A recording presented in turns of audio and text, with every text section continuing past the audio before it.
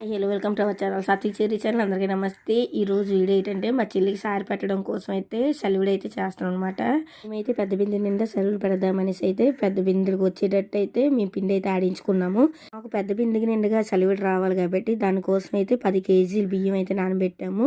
ఇప్పుడు మనం పంచదార ఎలాగైతే క్వాంటిటీ తీసుకోవాలంటే కేజీన్నర పంచదార అయితే తీసుకోవాలి. కేజీ పిండి అంటే కేజీన్నర పంచదార వరకు అయితే తీసుకోవాలి. సలివిడి చేయడానికి అయితే బియ్యాన్ని ఓవెన్ అయితే నానబెట్టుకోవాలి. సేమ్ అరిసెలకి అయితే ఎలాగైతే నానబెట్టుకుంటా సేమ్ ఈ సలివిడి కూడా ఓవెన్ అయితే సోక్ చేసుకోవాలి. బియ్యాన్ని నానబెట్టుకున్న బియ్యాన్ని మనం సలివిడి చేస్తాం అరగంట ముందు అయితే మనం మిల్లికి పట్టుకెళ్ళి బాగా మెత్తగా అయితే ఆడించుకొని రావాలన్నమాట. పిండిని మిల్లి పట్టించుకొని వచ్చిన తర్వాత మనం పాకం అయితే పెట్టుకోవాలి. మేమైతే 7 కేజీలు పంచదార తీసుకున్నాం. సలివిడిలోకి వేయడానికి అయితే కొబ్బరి ముక్కలు కూడా కావాలి. మేమైతే 6 కొబ్బరి ముక్కలు అయితే తీసుకున్నాము. కొబ్బరి ముక్కలు అయితే సన్నగా తరుముకోవాలి. అలా సన్నగా తరుముకున్నట్లు నేతిలోనే అయితే గోల్డ్ కలర్ వచ్చినంత వరకు అయితే వేపుకోవాలి. సలివిడి ఎలాగ వచ్చింది అనేది నెక్స్ట్ పార్ట్ లోనైతే అప్లోడ్ చేస్తాను. బాయ్.